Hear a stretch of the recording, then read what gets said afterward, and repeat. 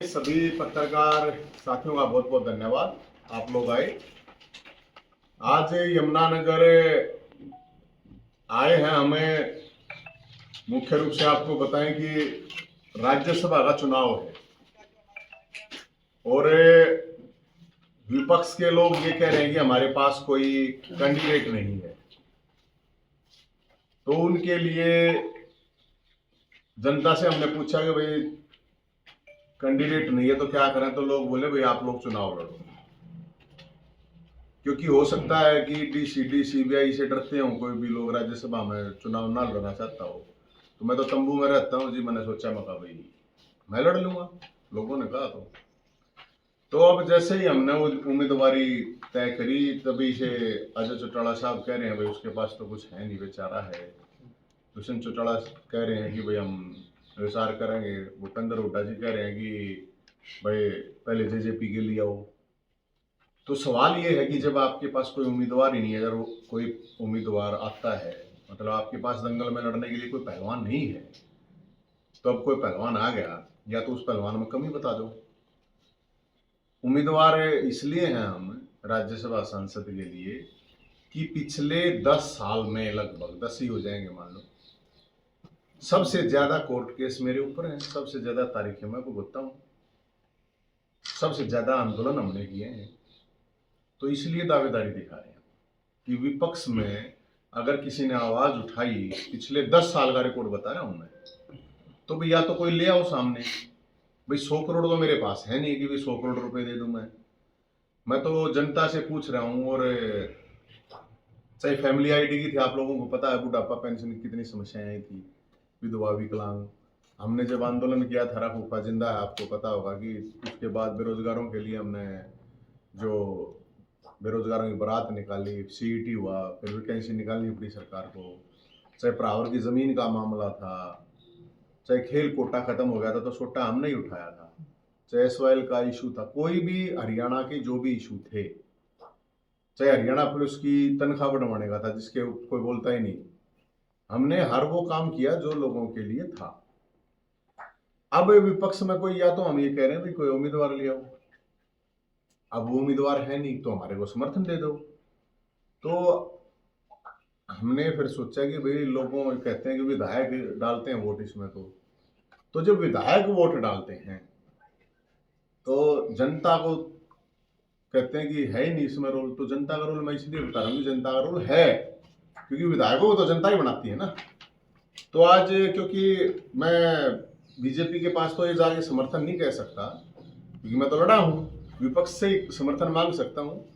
हालांकि हमें उनके हर विधायक से तो जरूर कहेंगे भैया आप लोग सपोर्ट करो, वोट तो मांगेंगे। तो ये 4 नंबर है, ये सरकारी नंबर है, यमुनानगर के 4 विधायक हैं, ये सरकारी नंबर है, सार्वजनिक कर रहे हैं। कोई वैसा नंबर नहीं है कि भाई हम किसी का पर्सनल नंबर सार्वजनिक कर रहे हैं। तो ये जो नंबर है, यमुनानगर से जो विधायक हैं घनश्याम दास जी, उनका नंबर है 9896072305। जगाधरी से कंवरपाल गुर्जर जी 9416023666। रादौर से बिशन लाल जी, उनका नंबर है 9416022427। सडोरा से है रेणु बालाजी, उनका नंबर है 9467556702। तो ये जनता से मेरी अपील है कि भी इनके ऊपर फोन करके, आपको लगता है कि जय हिंद ने जनता की लड़ाई लड़ी है तो इनसे समर्थन की कहें कि आप समर्थन कीजिए। और मैं ये घी इसलिए लेके आ रखा है, ये छुट्टी बोलने के लिए, आपको पता है कुश्ती उस्ती दंगल होते हैं ना, और ये लंगोटी होती है साथ में, है ना। तो ये जो घी और लंगोटी है, हम ये पहले नंबर की छुट्टी बोल रहे हैं। कोई हो संघर्ष के इस दंगल में, कोई भी हो से, किसी भी पार्टी का हो, पिछले 2 साल का, 10 साल का, 20 साल का रिकॉर्ड उठा के कोई भी अगर है तो ले आओ। और एक रिक्वेस्ट हो रहा है आप लोगों के पास, जनता के पास नंबर आ गए हैं 4 विधायकों के, मेरे लिए समर्थन मांगो चाहे मत मांगो, लेकिन आपकी जो अपनी समस्याएं हैं, आपके गांव की, मोहल्ले की, तस्वीर की, तो कम से कम जरूर, क्योंकि अब ये उठाएंगे फोन क्योंकि चुनाव आया हुआ है। वैसे तो ना भी उठाते, लेकिन अब जरूर आएंगे। तो इनसे हमारी भी ये अपील है कि भाई आप लोग या तो बता दो कोई कमी है तो कमी बता दो, और इसके अलावा हम एक चीज़ और भी कहना चाहते हैं कि ये जो राज्यसभा का चुनाव है ये पार्टियों की मोनोपोली बन जाती है। इसके अंदर जिस तरह एमएलसी का चुनाव होता है तो उसमें लाखों वोट पड़ती हैं, तो हमारी ये भी डिमांड रहेगी आगे कि राज्यसभा चुनाव के लिए सरपंच हैं, पत्रकार हैं, वकील हैं, डॉक्टर हैं, प्रिंसिपल हैं, बहुत सी इस तरह के लोग होते हैं कि जो समाज के बुद्धिजीवी वर्ग बोलते हैं जिनको, उनका भी वोट पड़ना चाहिए इसमें। ये तो एक 90 लोगों ने, ये मान लीजिए आप, एक कैप्चर ही है ये, तो फिर किसी से भी 100 करोड़ लो, 200 करोड़ लो, या जो भी अपनी जानकारी है, तो जनता के बीच से ये चीज़ें आनी चाहिए, आवाज़ आनी चाहिए। और इसके अलावा हमें एक डिमांड और करते हैं, सैनी साहब आपके पास आवे या कोई विपक्ष का नेता हो, उनसे भी पूछ लेना।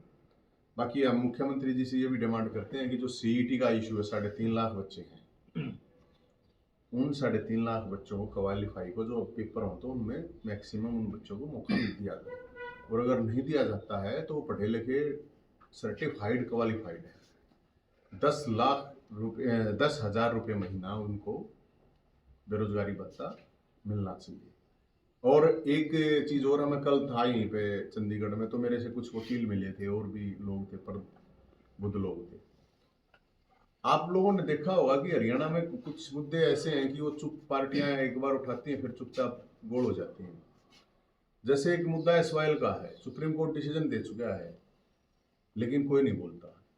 एक मुद्दा है कि हरियाणा का हाई कोर्ट और हरियाणा की राजधानी, कोई नहीं बोलता। पहले सबके मैनिफेस्टो में होता था, तो ये मैनिफेस्टो में होना चाहिए।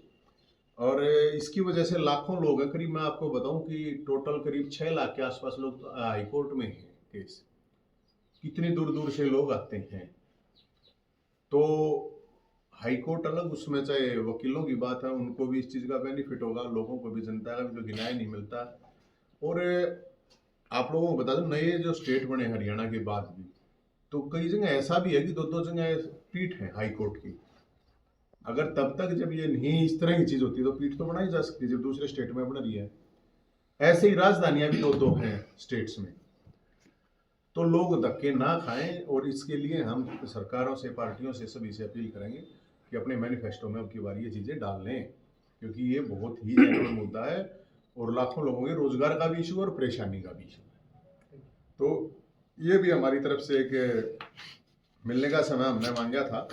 तो हम तो इसमें ये कह रहे हैं कि ये नंबर सारे हम जारी कर रहे हैं। और कावड़ का सीजन चला है अभी। कल मैं खबर कोई देख रहा था तो बता रहे थे कि अलग अलग जगह से प्रशासन के लोगों के पास गए हुए हैं मैसेज कि कावड़ में डीजे नहीं होगा। तो कावड़ में डीजे नहीं होगा तो क्या मतलब रोना धोना होगा क्या? आप प्रशासन ये तो जरूर कह सकता है कि भाई डिसिप्लिन में रहो, ट्रैफिक उसको ध्यान में रखो। तो अब शादी ब्याह है या कोई त्यौहार उत्सव है तो उसकी तरह मनाया जाता है, तो कह रहे हैं कि चालान काट देंगे, तो किसी को डरने की जरूरत है नहीं। और सरकार से भी हम पूछते हैं, भाई ये निर्देश जो आ रहे हैं ये किन की तरफ से आ रहे हैं? सरकार की तरफ से आ रहे हैं, अधिकारी अपने लेवल पे ही ये चीज़ें कर रही हैं। किसी का चालान कटा डीजे आएगा तो हम पर आएंगे। हम ये जरूर अपील करेंगे जितने भी घोड़े के भगत हैं कावड़ लेके आएंगे कि भाई वो डिसिप्लिन में रहें, और गंगा जी का जब जल उठाएं तो वो अपराध से दूर और नशे से दूर रहने की मैं ज़रूर अपील करूँगा, क्योंकि वो बहुत ही खतरनाक लेवल पर नौजवानों में गया हुआ है। तो आपका कोई इसमें सवाल हो तो आप जरूर करें। नवीन जी, जो घी और जो लंगोट अभी दिखाया है, चैलेंज किसको है इसका? सारे नेताओं को, सारी पार्टी के नेताओं। किस प्रकार का? अभी संघर्ष का दंगल है भाई, हमारे से ज़्यादा किसी ने लड़ाई लड़ी हो जनता के लिए, आवाज़ उठाई हो तो आ जाओ। और हमने तो समाधान भी करवाए हैं, लड़ाई आवाज़ नहीं उठाई, समाधान करवाए। दूसरा भी आपने बोला है कि राज्यसभा के लिए तो योग्यता क्या होनी चाहिए? केस ज़्यादा होने चाहिए या कुछ? मेरे ख्याल में राज्यसभा के लिए मैं तो यही कह रहा हूँ कि वोट डालने का थोड़ा प्रोसेस है, ज़्यादा होना चाहिए। 90 लोगों तक ना है। अब योग्यता क्या होती है किसी की भी? अब 100 करोड़ तो योग्यता नहीं होनी चाहिए।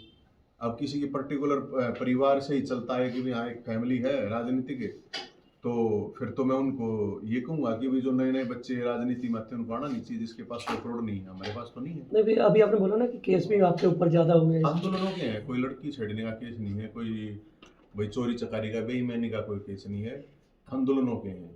गौ माता के लिए चारे के लिए जा रहे थे, प्रदर्शन कर रहे थे, पुलिस ने ठा गए तो डाल दिए भाई जेल में, ठा के केस कर दिए। अब पेंशन की बात कर रहे थे तो उठा के डाल दिए। बराबर की ज़मीन का मामला था, भाई ज़मीन थी उसको छुड़वा रहे थे तो वहाँ पे केस डाल दिए।